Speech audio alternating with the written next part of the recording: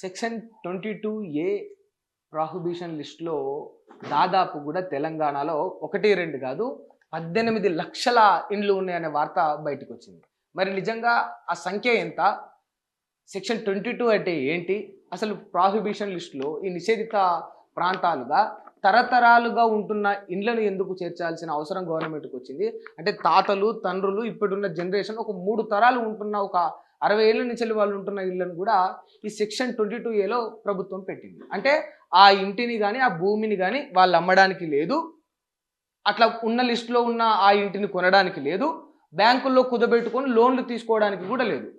ఏదైనా అవసరం వచ్చి అత్యవసరం వచ్చి పిల్ల పెళ్ళికో లేకపోతే ఏదైనా అప్పు తీర్చడానికో అమ్మడానికి కూడా ఆస్కారం లేకుండా తమ యొక్క వ్యక్తిగత సొంత భూములు కూడా ఈ ప్రైవేట్ ల్యాండ్స్ కూడా 22Aలోకి పోయినాయి. ఎందుకు పోయినాయి? అసలు ఈ 22A ఈ ముచ్చటంతా ఏంది అని అడిగి తెలుసుకునే ప్రయత్నం చేద్దాం. మనతోటి senior high court advocate and BRS party senior నాయకులు మాణిక్ యాదవ్ గారు ఉన్నారు. నమస్తే.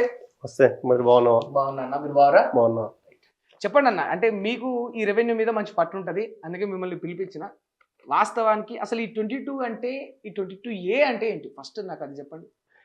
22A అంటే నిషేధిత జాబితా. ఓకే.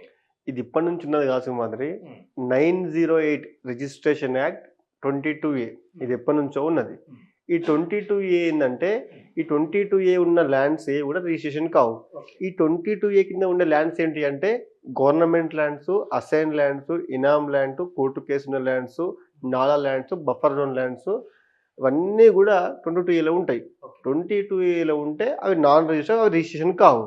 కానీ ఇదే 22A జాబితా కిందకి ప్రైవేటు వ్యక్తుల యొక్క పట్టా భూములు కూడా లాస్ట్ అక్టోబర్ నవంబర్ నుంచి ఇప్పటిదాకా ప్రైవేటు వ్యక్తుల పట్టా భూములతో పాటు ప్లాట్లు, ఇల్లులు కూడా ఈ 22Aలో పెట్టడం వల్ల పెద్ద వివాదం ఏర్పడ్డది. ఉండాల్సిన గవర్నమెంట్ ల్యాండ్స్ ఉండాల్సిన దాంట్లో వీళ్ళు వాంటెడ్గా పెట్టడం వలన ఇది పెద్ద ఇష్యూ ఏర్పడ్డది. ఈ 22Aలో పెట్టడం వల్ల అమ్ముకోవడానికి, కొనుక్కోవడానికి వీలుండదు. ఒక వ్యక్తి తన transfer of property 908 registration act కింద ఒక వ్యక్తి తన భూమిని అమ్మాలంటే రిజిస్ట్రేషన్ కావాలి. రిజిస్ట్రేషన్ కాకుండా ఉంచడం ఆపేదే 22A.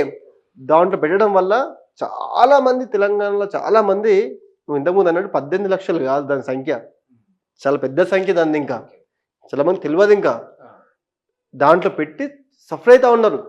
తన కూతురు పెళ్లి కోసం ప్లాట్ అమ్ముదామంటే ప్లాట్ పోతలేదు, తన కొడుకుకు దానికి వీసా కోసం పాస్పోర్ట్ భూమి ఉందంటే పోతలేదు, చదువు కోసం పోదామంటే అమ్ముదామంటే అసలు రిజిస్ట్రేషన్ కావట్లేదు. రిజిస్ట్రేషన్ ఆఫీస్కు ఈ బాధితులు ప్రైవేట్ ల్యాండ్స్ కూడా అవ్వట్లేదు. పెట్టిరు. నా సొంతమైన ల్యాండ్, నేనే ఒక ప్రైవేట్ వ్యక్తి దగ్గర ఒక ప్రైవేట్ ల్యాండ్ కొనుక్కున్నాను, ఇది గవర్నమెంట్ కి ఎలాంటి సంబంధం లేదు. అట్లాంటి ల్యాండ్స్ కూడా ఇప్పుడు ఈ 22Aలో ఉన్నాయి. అవును. అసలు ఈ 22A ఎందుకు తీసుకొచ్చిండ్రు? సుమారు 22A అనేది ఇప్పుడు లేదు, ఎప్పటి నుంచో ఉంది. 908 ఎందుకు ప్రాతిపదికన వచ్చింది బయటికి? ఎందుకు ఇప్పుడు లాస్ట్ 10 years బీఆర్ఎస్ గవర్నమెంట్ ఉంది. ఇప్పుడు కూడా చట్టం దాని 22A ఉంటుంది, జీవో రకరకాల అన్ని యాక్ట్స్ ఉంటాయి. చట్టం మన కోసమే ఉంది. దీంట్లో ఎందుకు ఇష్యూ అయిందంటే ప్రైవేటు వ్యక్తుల యొక్క పట్టా భూములు దీన్ని చేర్చడం వల్ల రిజిస్ట్రేషన్ కాకపోవడం వల్ల పబ్లిక్ రోడ్ల మీదకి వచ్చారు. అందుకే ఇష్యూ అయింది అది. 22A ఇప్పుడు గవర్నమెంట్ ల్యాండ్ 22Aలో ఉంటుంది. గవర్నమెంట్ ల్యాండ్ వాళ్ళని రిజిస్ట్రేషన్ చేయమని పోతారా? పోరు కదా. నువ్వు క్లియర్ కొనుక్కున్న ల్యాండ్ రిజిస్ట్రేషన్ కాకపోతే పోతావు. పోయినప్పుడు రిజిస్ట్రేషన్ ఆఫీస్ కాడికి పోతే అది 22Aలో ఉంటుంది. అప్పుడు వచ్చి బయటకు వచ్చే వ్యక్తులు బాధితులు ధర్నా చేయడం వల్ల, ఇష్యూ చేయడం వల్ల ఈ ఇష్యూ బాగా బయటకు వచ్చింది. ఇంకా చాలా తక్కువ బయటకు వచ్చింది, ఇంకా చాలా ఎక్కువ వస్తుంది. ఇంకా 18 లక్షలు కాదు, దాదాపు 70 లక్షల భూములు ఇందులో ఉన్నాయి. కొన్ని వందల వేల ఇల్లులు ఈ 22Aల కింద పెట్టారు. ఇప్పటి నుంచి కాదు, 30 years 40 years అయ్యే ప్లాట్లు కొనుక్కొని వాళ్ళు ఇల్లులు కట్టుకొని ఇప్పుడు కూడా 22Aలో పెట్టారు. వీళ్ళకి ఏం రైట్స్ ఉన్నాయి? మన పొంగులేటి మా మంత్రి గారు అంటున్నారు, రెవెన్యూ శాఖ మంత్రి గారు, 4 రెవెన్యూ అధికారులను కూడా మేము సస్పెండ్ చేసినామంటారు. సస్పెండ్ చేసి అయిపోతుందా? సస్పెండ్ చేసి దులుపుకుంటే అయిపోతుందా? ఇప్పుడు వాళ్ళ కూతురు పెళ్లికి ఒక ప్లాట్ ఉంది, అమ్ముకోవాల్సి ఉంది, అల్లునికి చేద్దామని ఛాన్స్ ఉంది. అట్లాంటి సమయంలో నువ్వు దాన్ని 22Aలో పెడితే ఎంత అవమానం అది. ఆయన ఆర్సోకి చచ్చిపోవడా? దానికి బాధ్యతలు. ఇంకా చాలామంది పబ్లిక్ తెలియదు. ఇంక ఇది 22A అంటేనే అది నరకమే, ఊరినట్లు లెక్క. ఇక ప్రైవేట్ వ్యక్తులకు గవర్నమెంట్ ల్యాండ్ 22Aలో పెట్టుకో, ఇనామ్ ల్యాండ్ పెట్టుకో, నీ చెరువులు పెట్టుకో, నాలాలు పెట్టుకో. మా ల్యాండ్ పెట్టి నువ్వెవరు అంటున్నాం. మా భూములు అన్నీ నువ్వే గుంజుకుంటావా? దీంట్లో మా అమీన్పూర్ వ్యక్తి ఒక ఆయన 22 పెడితే సబ్ రిజిస్టర్ దగ్గరికి పోతే పోయి ఒక కాంగ్రెస్ లీడర్ కలవమని చెప్పిండు. ఆయన దగ్గరికి పోతే 30% షేర్ అడిగిండు ఉన్న ప్రాపర్టీలో. ఏది ఇప్పుడు వాళ్ళ ప్రైవేట్ ల్యాండ్ 22A పెట్టాను తీయమని పోయిండు. సార్ నా private land sir, we have 1954 pani sir, we have Kasara pani from 1954 to 26, we have all revenue records, we have all link document అని చెప్పి తీసుకొని పోయి సబ్మిట్ చేస్తే ఇవో మాకు తెలియదు పోయి నేను పెట్టమంటే నేను పెట్టినా పోయినంత మాట్లాడుకో అని చెప్తే పోయి మాట్లాడుకుంటే నీ టోటల్ ప్రాపర్టీ షేర్లో 30% యూ హ్యావ్ టు గివ్ ఆయన మాట్లాడండి.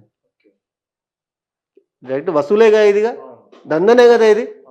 ఇంత అన్యాయం ఉంటుంది నాకు అర్థం కాదు. గవర్నమెంట్ ల్యాండ్లు అమ్ముకుంటున్నావు, బ్రహ్మాండంగా అమ్ముకో, నీ తమ్ముని కట్టబెట్టుకో. మా ఆస్తుల్ని మాయకు పెట్టుకోనికి నువ్వెవరు అంటున్నా. ఏమనంటే ఈ తప్పిదం వల్ల జరిగింది అంటారు. మా లాస్ట్ 10 years ఎందుకు తప్పిదం జరగలేదు? అంతకుముందు నీ గవర్నమెంట్ అప్పుడేం తప్పిదం జరగలేదు. 22A అనేది నీకు తెలిసి మొదటి స్క్రీన్ మీదకి వచ్చింది ఇంతకుముందు, ఇప్పుడు రాలేదు. ఇది ఫస్ట్ టైం స్క్రీన్ మీదకి ఎందుకు వచ్చిందంటే వీళ్ళు డబ్బులు దోచుకోనీకే మంచి బ్రహ్మాండమైన అస్త్రం ఇది 22A. అంటే ఇప్పుడు ఈ 22A అనేది వాంటెడ్ గానే ఇందులో చేర్చిండ్రు ఇవన్నీ కూడా. అవును, అంటే డబ్బులు వసూలు చేయడానికే జరిగింది అంటారు. అవును 100%. కానీ ఇప్పుడు వాళ్ళ వాదన ఏంటంటే ప్రభుత్వానికి సంబంధించిన మీరు ఏవైతే ఇందాక ఒక జాబితా చెప్పిందో ఇవన్నీ 22Aలోకి వస్తాయని, వాటిని కాపాడే ప్రయత్నంగానే ఈ 22Aను ఇంత పటిష్టంగా తయారు చేసినాం. ఒక్క ప్రభుత్వ ల్యాండ్ కూడా, ఒక్క ప్రభుత్వానికి సంబంధించిన ఒక సెంటు భూమి కూడా పోకూడదన్న ఉద్దేశంతోనే 22Aలో చేర్చినామని వాళ్ళు చెప్తున్నారు. ప్రభుత్వ ల్యాండ్లు 22Aలో పెడితే పబ్లిక్ ఎందుకు రోడ్ల మీకు వస్తారు? రారు కదా. పబ్లిక్ ఒట్టిగా వచ్చి రోడ్ల మీద వచ్చి టైంపాస్ చేస్తారు. అలా పని ఏం లేదా? కొన్ని వందల మంది, వేల మంది రోడ్ల మీద వచ్చి ధర్నాలు చేస్తారు 22A వల్ల. ఎంతమంది సఫర్ అవుతున్నారు? వాళ్ళ హక్కులు వాళ్ళందరి ప్రైవేట్ ల్యాండ్స్ అయినా వాళ్ళు ఎవరు గవర్నమెంట్ ల్యాండ్స్ కబ్జా పెట్టిన వాళ్ళు లేకపోతే గవర్నమెంట్ నిషేధిత ల్యాండ్స్ లో ఉన్నోళ్ళు కాదా? నిజంగా ఒకవేళ చట్టం అకార్డింగ్ టు ది కాన్స్టిట్యూషన్ ఏంటంటే అది గవర్నమెంట్ ల్యాండ్ కాదా అని నువ్వు చెప్పేది కోర్టు చెప్తుంది, నువ్వు కాదు చెప్పేది. నువ్వు ఎట్లా పెడతావు? నువ్వు కోర్టుకో, ఎన్ని అయితే ఆక్యుపై చేసారో అన్నిటి మీద కేసు అయ్యి కోర్టులో తేల్చుకో, కోర్టుని కాటేసి అప్పుడు వాళ్ళకు నోటీస్ డిమాలిష్ చేస్తారు, అప్పుడు నువ్వు రివోక్ చేసుకో ల్యాండ్స్. నువ్వునైనా కలిసి 22 పెట్టినకే నీకేం పవర్ ఉంటుంది నాకు అర్థం కాదు. గవర్నమెంట్ ఈరోజు ఉంటే రేపు పోతావు, కరెక్ట్ కాదు కదా. అంటే నిజాలు తెలుసుకోకుండా మంత్రి గారే అన్నారు క్లియర్గా దీని విషయంలో రెవెన్యూ అధికారులు తప్పిదం వల్ల అయిందని చెప్పారు. నేను ఏమంటున్నా సింహాద్రి, లాస్ట్ 10 yearsలో లేకుండా ఇప్పుడే టక్కున అది గవర్నమెంట్ నిషేధ జాబితాకి వస్తుందా? అంటే ఇంతకుముందు ఇప్పుడు ఎగ్జాంపుల్ ఈ ఆఫీసే ఉందనుకుందాం, ఇంతకుముందు ఇది ప్రైవేట్ ల్యాండ్, ఇప్పుడు గవర్నమెంట్ ల్యాండ్ అయిపోతుందా? గట్లెట్లుంటుంది? గట్ల ఉండదు కదా. ఉంటే ఎప్పటి నుంచో గవర్నమెంట్ ల్యాండ్ ఉంటుంది. సరే నువ్వు అంటున్నావు ప్రైవేట్ మన గవర్నమెంట్ ల్యాండ్లని కాపాడదామని చెప్తున్నావు, కాపాడనీకనే ఉంది గవర్నమెంట్ అని చెప్తున్నావు. సరే గవర్నమెంట్ ల్యాండ్ ఇప్పుడు ప్రజెంట్ నువ్వు చేయాల్సిన పని ఏంటంటే గవర్నమెంట్ ల్యాండ్ ఎక్కడెక్కడైతే ఓపెన్ ఉందో దానికి ఫెన్సింగ్ వేసుకో. ఎట్లా అమ్ముకుంటున్నావు నువ్వు అమ్ముకో దాన్ని. గవర్నమెంట్ ల్యాండ్లో ఒక వ్యక్తి ఇల్లు కట్టుకొని ఉన్నానుకో, according to the Indian constitution ఏం చెప్తుందంటే ఆ వ్యక్తి 12 years ఇంట్లో గవర్నమెంట్ ఎగ్జాంపుల్ నీకు ఒక బిల్డర్ ప్యూర్ గవర్నమెంట్ ల్యాండ్ అమ్మిడు అనుకున్న ఒక నిమిషానికి, గవర్నమెంట్ ల్యాండ్ అమ్మితే కూడా దానికి హౌస్ నెంబరు ట్యాక్స్ 12 years ఉంటే ఆ ఇల్లు నీదే. 12 సంవత్సరాల వరకు గవర్నమెంట్ ల్యాండ్ లో ఉంటే ఆ ఇల్లు ఆ వ్యక్తికే చెప్తుందా? అకార్డింగ్ టు ఇండియన్ కాన్స్టిట్యూషన్ చెప్తుంది, చట్టం చెప్తుంది. చట్టం కంటే అయితే గొప్పని కావు కదా, దాని మీద గుంజుకుంటావా? సరే చట్టం పక్కకి పెడదాం. నువ్వే అన్నావు కదా, ఏమన్నావు రేవంత్ రెడ్డి, మీరే అన్నగా ఏమన్నప్పుడు ఎందుకు గవర్నమెంట్ ల్యాండ్లో కడితే ఎందుకు గుల్ల కొడుతున్నాయా మీరు? క్రిమినల్ వేస్ట్, మెటీరియల్ వేస్ట్ అంతా ఒక జీవోచ్చి రెగ్యులరైజ్ చేయొచ్చుగా అన్నారుగా మీరే. అప్పుడు మీరే చేయొచ్చుగా పని అంటున్నా. ఇదే గవర్నమెంట్ ల్యాండ్ అయితే కూడా ఇది గవర్నమెంట్ ల్యాండ్ ఆ ల్యాండ్ కోసం కాదు.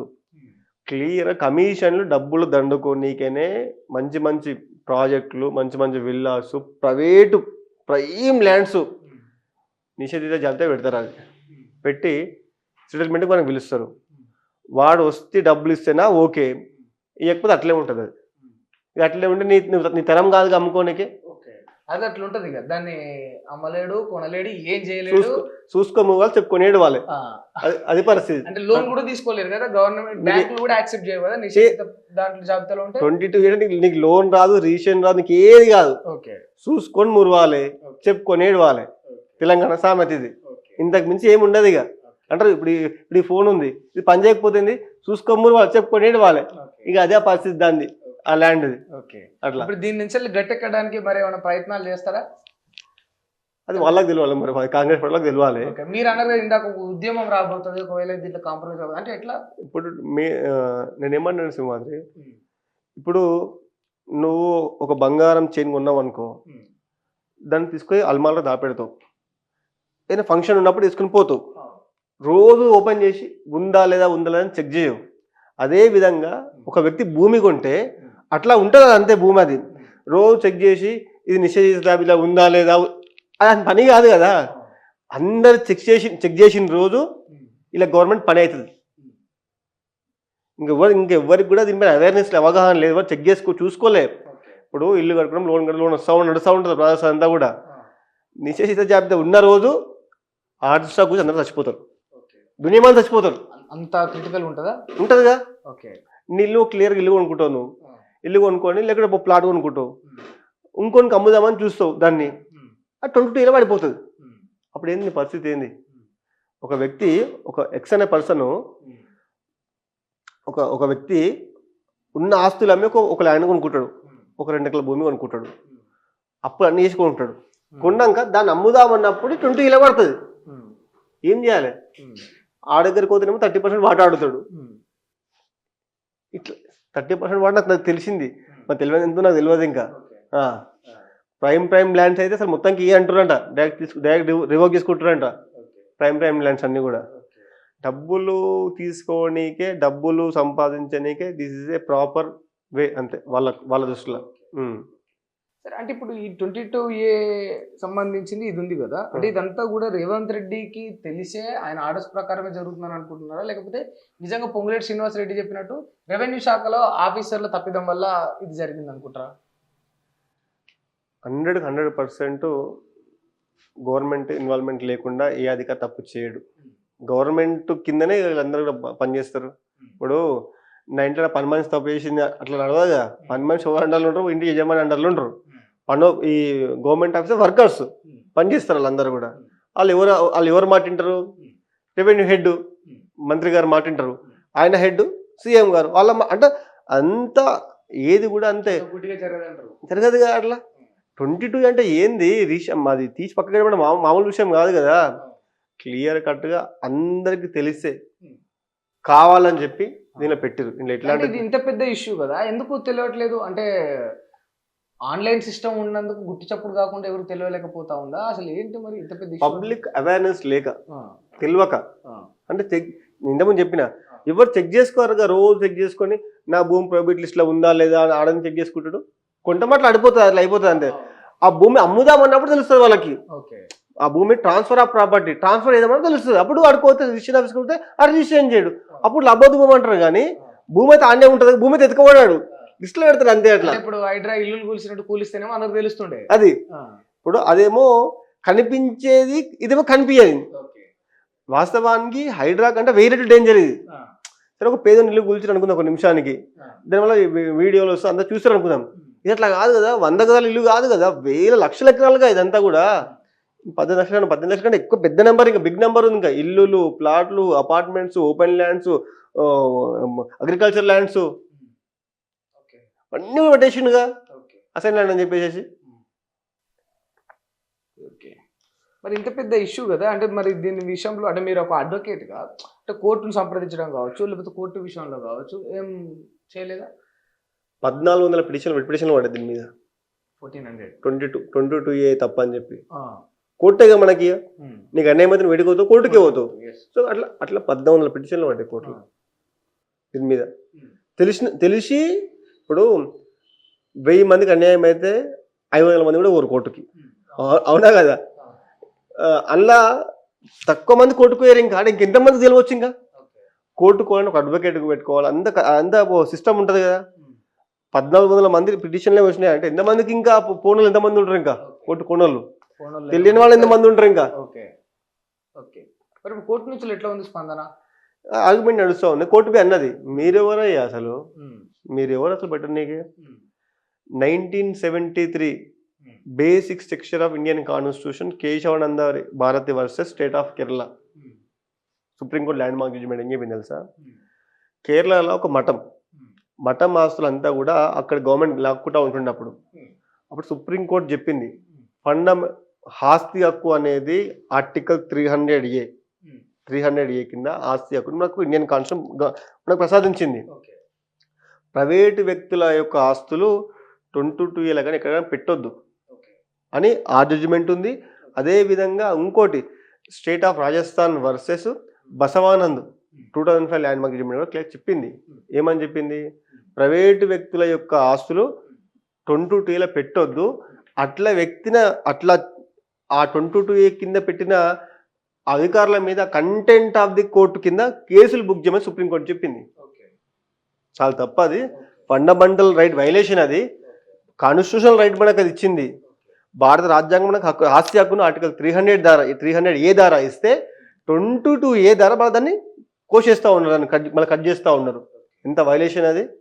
మనకు ఆస్తి హక్కు ఇచ్చింది భారత రాజ్యాంగం, దాని ప్రకారం మనం బతుకుతున్నాం ఇలా కాన్స్టిట్యూషనల్ రైట్ కింద. 22A ద్వారా మళ్ళీ దాన్ని కట్ చేసి మళ్ళీ లాక్కుంటా ఉన్నారు. ఎంత ఇల్లీగల్ ఇది! ఈ పూర్తి కూడా ప్రభుత్వ వైఫల్యమే. పూర్తి కూడా నువ్వు ఎంతకు అన్నట్టు మిస్టేక్ అయింది కదా. ఇప్పుడు మిస్టేక్ అంటే ఒక ఎకరం ఎకరాలు పడుతుంది అనుకుంది, ఒక నిమిషానికి 100,000 లక్షల ఎకరాలు పడుతుందా? ఇండ్లు, apartment, open lands, agriculture lands, ఆ ల్యాండ్స్, ఈ ల్యాండ్స్ అన్నీ పడతాయి అట్లా. ఇప్పుడు పక్కా ప్రణాళికతో చేస్తేనే అంతా ఉంటుంది కదా. మేము అధికారులను సస్పెండ్ చేస్తే అయిపోతుందా? వీళ్ళ పరిస్థితి ఏంది? ఈరోజు అది తెలిస్తే ఎంతమంది గుండె చచ్చిపోతారు? వీళ్ళకి ఏం అర్థమవుతుంది? ఈరోజు కళ్ళ ముంగడ ఇల్లు గులిస్తే చూసి బాధపడతాడు. ఇది తెలియదు కదా, ఇది హార్ట్ స్ట్రోక్ అంటే ఎక్కువ పెయిన్ కదా ఇది ఎవరికి అర్థమవుతుంది? దీనిపైన రేపు 29th నాడు మా దగ్గర పెద్ద ప్రోగ్రామ్ ఉంది, హరీషన్ వస్తుంది. ఇప్పుడు మ్యాటర్ ఏంటంటే ఈ 22Aలోకి నిషేధిత ప్రాంతంలోనే మాయిల్ కూడా ఉంది. అంటే మేము 3 తరాల నుంచి కూడా బాధితులే, మేము కూడా బాధితులే, మేము కూడా అందులోనే ఉంటున్నాం.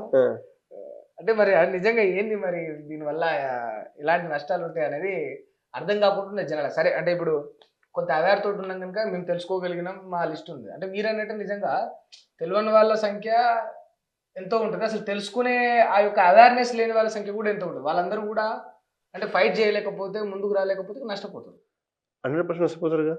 ఇప్పుడు 22A పెట్టారంటే 22A ఒక ల్యాండ్ ఉందనుకో, కొనేటోడు వస్తాడు, 22A ఉందా, ఏం ఇష్యూ ఉందో అంతే. ఇప్పుడు 22 ఉన్న ల్యాండ్స్ అన్ని కోర్టు కేసు ఇష్యూస్, ఇనామ్ ల్యాండ్స్, గవర్నమెంట్ ల్యాండ్స్ అవే ఆ 22A ఉంటాయి కదా. అట్లాంటిది ఈ 22A పెడితే ఇది కూడా గవర్నమెంట్ ల్యాండ్ ఏమో అనుకుంటాడు కదా వాడు, మా గవర్నమెంట్ ల్యాండ్ అనేది కాదు కదా, పట్ట ల్యాండ్ కదా, క్లియర్ నీ సొంత ల్యాండ్ కదా. సో అట్లా అనుకుంటే అది ట్రాన్స్ఫర్ ఆఫ్ ప్రాపర్టీ కింద మూవ్ కాదు కదా, ఓనే ఫైల్ ఓనే పోదు, తద్వారా నువ్వు నష్టపోతూ ఉంటావు కదా అట్లా. ఓకే. సో అయితే ఒక విషయం వినిపిస్తాను, అంటే మీరు ఇప్పుడు భూముల అంశం చెప్పారు కనుక, ఇప్పుడు రేవంత్ రెడ్డి ఈ ప్రభుత్వంలో భూములకు సంబంధించిన స్కామ్లు ఎన్నో జరుగుతూ ఉన్నాయి. ఈవెన్ పాలిటెక్నిక్ స్టూడెంట్స్ యొక్క ఆ కాలేజీ ల్యాండ్స్ అన్ని ఏవైతే ఉంటాయో, కాలేజీల యొక్క భూములన్నీ కూడా, వాటిని కూడా ఒక శక్తి అనే ఒక ప్రైవేట్ స్కిల్ యూనివర్సిటీకి అంటగట్టే ప్రయత్నం చేస్తుంది అనేది వినిపిస్తూ ఉంది. అది ఎంతవరకు వాస్తవం? మంచి క్వశ్చన్ అడిగిన. అయితే ఈ 22A ద్వారా ఓన్లీ భూములే పోయినాయి. అది ఇంకోటి 97 జీవో తెచ్చింది గవర్నమెంట్. ఆ జీవో ద్వారా విద్యార్థుల లైఫే పోతుంది, భూములు ప్లస్ లైఫ్ రెండు పోతున్నాయి 97 జీవో ద్వారా. అది ఎట్లా చెప్తే ఇప్పుడు నేను నీకు. ఈ 97 జీవో అంటే ఏంటంటే, డిప్లొమా కాలేజ్ ఉంటాయి కదా, డిప్లొమా ఇంతకు ముందు ఏంటంటే డిప్లొమా కాలేజెస్ ఇవన్నీ కూడా నువ్వు డిప్లొమా చేస్తే డైరెక్ట్ బీటెక్ సెకండ్ ఇయర్ రావచ్చు, లాటరల్ ఎంట్రీ ద్వారా డైరెక్ట్ బీటెక్ సెకండ్ ఇయర్ రావచ్చు. అది అకార్డింగ్ టు ఏఐసిటీ అప్రూవ్డ్ ఉంటుండే. ఇప్పుడు ఏంటంటే ఈ స్కిల్ యూనివర్సిటీ ఏంటంటే ఏఐసిటీ అప్రూవ్డ్ కాదు, ఇది ప్రైవేట్ యూనివర్సిటీ. ఇది దీని ద్వారా ఏమవుతుందంటే ఏఐసిటీ అప్రూవ్డ్ సిలబస్ ఎట్లుంటుందంటే 60-40, 60% థియరీ, 40% ప్రాక్టికల్ ఇట్లా ఉంటుండే. ఇది అట్లా కాదు, 70-75% థియరీ, 25%, 35% ప్రాక్టికల్. దీనివల్ల ఏఐసిటీ అప్రూవ్డ్ చేయడు. నీకు ఏఐసిటీ అప్రూవ్డ్ సర్టిఫికేట్ లేకపోతే నీకు యూపీఎస్సీ కానీ, Group 1 కానీ, Group 2 కానీ నీకు ఏ జాబ్ కూడా రాదు. వీళ్ళు ఇచ్చే స్కిల్ యూనివర్సిటీ ఒక ప్రోగ్రామ్ మాత్రమే. నీకు సిఎన్సి మిషన్ ఇంకా ఏదో కంపెనీ కావాలంటే నీకు 2 months ఒక కోచింగ్ ఒక కోచింగ్ ఇస్తారు. ఆ కోర్స్ ద్వారా నీకు పోయి నీకు జాబ్ ఇస్తారు వాళ్ళు. ఆ జాబ్ ద్వారా నీకు 25,000 30,000 నీకు 40,000 ఇంత శాలరీ వస్తుంది అనుకో ఒక నిమిషానికి. కానీ నీకు హైయర్ ఎడ్యుకేషన్ పోవాలంటే నీకు లేదు కదా. పూర్తిగా హయ్యర్ ఎడ్యుకేషన్ని క్లోజ్ చేసే విధానమే ఈ స్కిల్ యూనివర్సిటీ యొక్క ప్రత్యేక దీని భాగవతం, దీని కథనం. అట్లయితే చెప్తారు. ఇప్పుడు పాలిటెక్నిక్ లో ఎవరైతే డిప్లొమా చేస్తారో వాళ్ళకి స్కిల్ తక్కువ ఉంటుంది, వాళ్ళకు స్కిల్స్ నేర్పించరు. సో ఇప్పుడు ఈ శక్తి స్కిల్ యూనివర్సిటీని అటాచ్ చేయడం ద్వారా వాళ్ళు జావా కానీ పైథాన్ కానీ లేకపోతే ఇంకా C++ కానీ ఏదైనా నేర్చుకోవడానికి ఆస్కారం ఉంటుంది, స్కిల్ డెవలప్మెంట్ కూడా జరుగుతుంది. రేపు ఫ్యూచర్లో ఏదైనా మంచి జాబ్ కొట్టడానికి ఇబ్బంది కాకుండా ఉంటుంది అనే ప్రాతిపాదికనే వాళ్ళు ఇది తెచ్చినట్టు చెప్తున్నారు. అవును, స్కిల్ తెస్తావు, C++, డాటా, పైథాన్ అన్ని నేర్పిస్తావు. సర్టిఫికేట్ వాళ్ళు ప్రొవైడ్ చేయరా శక్తి యూనివర్సిటీ వాళ్ళు? అది ఏఐసిటి అప్రూవ్డ్ కాదు కదా, వాళ్ళు ప్రైవేట్ యూనివర్సిటీ సర్టిఫికేట్ ఇస్తారు. సర్టిఫికేట్ నీకు ఎన్నో 2 months కోర్స్ ఇస్తాడు, నీకు ఆయన 3 months కోర్స్ ఇస్తాడు. 3 months కోర్స్ సర్టిఫికేట్ నీకు ఏం పని చేస్తుంది? నీకు Group 1 ఎగ్జామ్ రాస్తావు అంటే లైఫ్ లాంగ్ డేటా సైన్స్ మీద ఉంటావా?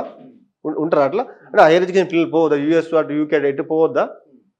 నీకు ఏం పనికి సర్టిఫికేట్ అది? అంటే ఒక పైథాన్ నేర్చుకున్న విద్యార్థి లైఫ్ లాంగ్ పైథాన్ మీదే ఉండాలి, ఇక ఇంకా వేరే దానికి ఇక్కడ అప్గ్రేడ్ రావద్దు ఇక. అదేనా మీరు చెప్పేది?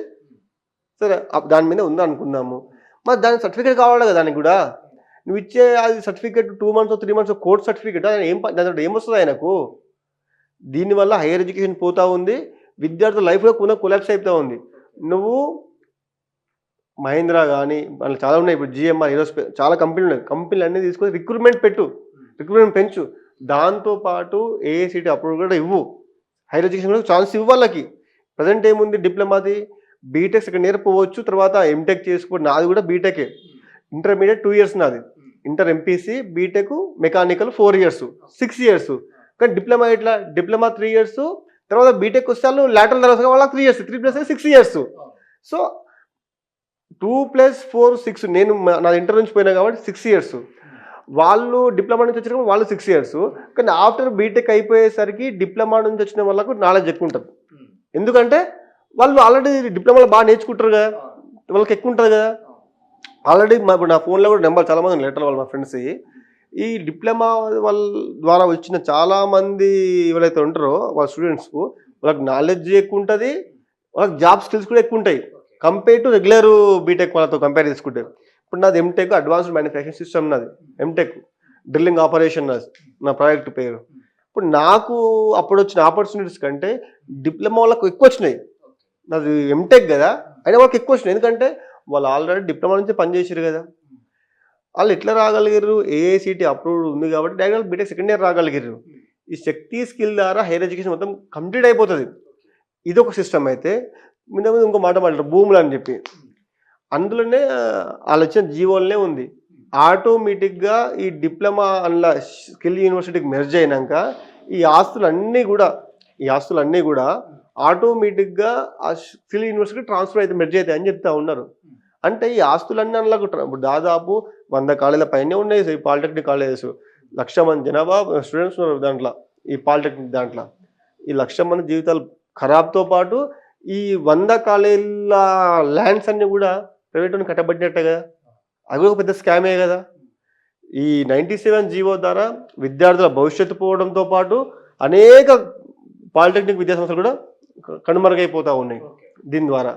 22A జీవో ఆర్టికల్ దాని ద్వారా సెక్షన్ ద్వారా 22A సెక్షన్ ద్వారా అనేక మంది ప్రైవేటు వ్యక్తుల యొక్క భూములు, ఓపెన్ ప్లాట్స్, ఇల్లులు ప్రైవేట్ లిస్టులో పడిపోవడం వల్ల వాళ్ళ హక్కుల్ని కాలు రాసింది కాంగ్రెస్ పార్టీ.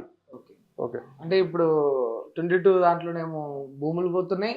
ఇప్పుడు ఆర్టికల్ 97, ఇప్పుడు జీవో 97లోనేమో ఇక్కడ భూములు ప్లస్ విద్యార్థుల యొక్క లైఫ్ రెండు కథమైపోతున్నాయి అంటారు. ఇందులో నిజంగా అంటే ప్రజలకు మేలు జరిగేది ఏమీ లేదంటారా? అంటే 22Aలో ప్రభుత్వ భూములు కాపాడడం, ఇటు 97 జీవోలనేమో విద్యార్థులను అప్గ్రేడ్ చేయడం లాగా చూడరు ఎందుకు మరి మీరు?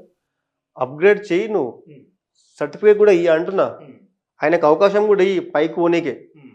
బీటెక్, ఎంటెక్, LLM, ఇంకా అది మన PhD చేసుకోని కానీ అవకాశం కూడా ఇయ్యి నువ్వు ఆయనకు. ఓన్లీ డిప్లొమా చేసి జాబ్ ఇచ్చి ఆయనే ఉండాలా? కానీ పైకి వద్దా? మీరు చెప్పండి, పైకి వద్దా? అప్గ్రేడ్ ఇస్తున్నావు, స్కిల్ అప్గ్రేడ్ ఇస్తున్నావు. ఇప్పుడు మీరు అన్నట్టు డాటా సైన్స్ దాని మీద ఒక విద్యార్థి పోయిండు, కోర్స్ నేర్చుకుంటూ ఆఫ్టర్ 5 years 10 years తర్వాత ఆయనకు సైట్ వచ్చింది. డాక్టర్ చెప్పిండు, బాబు నువ్వు కంప్యూటర్ వాడొద్దని చెప్పిండు. ఆయన ఏం చేయాలి, మళ్ళీ ఇంకోటి వేరే కోర్స్ నేర్చుకోవాలి, మళ్ళీ అప్పుడు వచ్చి మళ్ళీ చదువుకోవాలి, మళ్ళీ 10 మళ్ళీ చదువుకోవాలన్నా? అట్లా కాదు కదా. లైఫ్లో ఎప్పటికి ఎవరికి ఏమైనా తెలియదు. ఇప్పుడు చాలామంది ఐటీ ఎంప్లాయీస్ మీరు అబ్జర్వ్ చేయండి, చాలామంది ఐటీ ఎంప్లాయీలు ఒక 10 ఏళ్ళు ఐటీ జాబ్ చేసినాక మానేస్తారు. అనేక హెల్త్ ఇష్యూస్ వల్ల మానేసుకొని వాళ్ళు వేరే జాబ్ పెట్టుకుంటూ ఉన్నారు. ఈ స్కిల్ యూనివర్సిటీ ద్వారా హైయర్ ఎడ్యుకేషన్ లేకపోతే ఆయన వేరే జాబ్ ఎవరిస్తారు? వితౌట్ సర్టిఫికేట్ ఇంకా జాబ్ ఎట్లా వస్తుంది? రాదు కదా. సర్టిఫికేట్స్ మేము ప్రొవైడ్ చేయమంటున్నాం. దాన్ని నువ్వు కంపెనీలు పెట్టు, అప్గ్రేడ్ చేయి, but at the same time you have to provide same certificates. AICT certificate, AICT approved, recognise approved పెడితేనే వాళ్ళకి లైఫ్ ఉంటుంది. ప్రజెంట్ డిప్లొమా ఎట్లుందండి, నువ్వు జాబ్ చేసుకుంటావా, పైకి హైయర్ ఎడ్యుకేషన్ పోవా, నీ ఇష్టము అట్లుంది. సేమ్ అదేవిధంగా నువ్వు దానికి అలా కంపెనీ తీసుకురా, ఏరోస్పేస్ తీసుకురా, ఇంకోటి తీసుకురా. నేను కంపెనీలు బాగా తెస్తా, స్కిల్ బాగా నేర్పిస్తా, సర్టిఫికేట్లు ఇవ్వ అంటే, ఇప్పుడు మీరున్నారు, ఇప్పుడు మీ ఆఫీస్ ఉంది, ఈ ఆఫీస్కి బాగా నాలెడ్జ్ ఉంటుంది, బాగా స్కిల్స్ ఉంటాయి, సర్టిఫికేట్స్ ఉంటాయి, మీరు జాబ్ తీసుకుంటారా ఆయన? సార్ మీరంటే ప్రేమ కొద్ది తీసుకుంటారు అనుకుందాం, యూపీఎస్ గ్రూప్ 1 గ్రూప్ 2 ఏదో ఉంటాయి, పోస్టులు ఉంటాయి, దానికి నువ్వు అప్లికేషన్ ఎలిజిబిలిటీ అవుతావాను, నాలెడ్జ్ బాగుంటుంది నీకు. స్టార్టింగే ఎంట్రీ ఉంటుంది, ఏముంటుంది, AICT approved can be approved only, అంతే ఉంటుందిగా. నీకు గ్రూప్ 1లో ఫస్ట్ టైం ఉంటుంది, గ్రూప్ 2 ఫస్ట్ టైం ఉంటుంది. The candidates who are eligible, the AICT approved candidates can be eligible, remaining eligible కాదు కదా. నువ్వు ఎంత తోపు అయితే ఏంది అంటున్నా, నీకు ఎంత స్కిల్ ఉంటే ఏంది అంటున్నా, వేస్టే కదా. అట్లా అది నేను చెప్పేది. Thank you.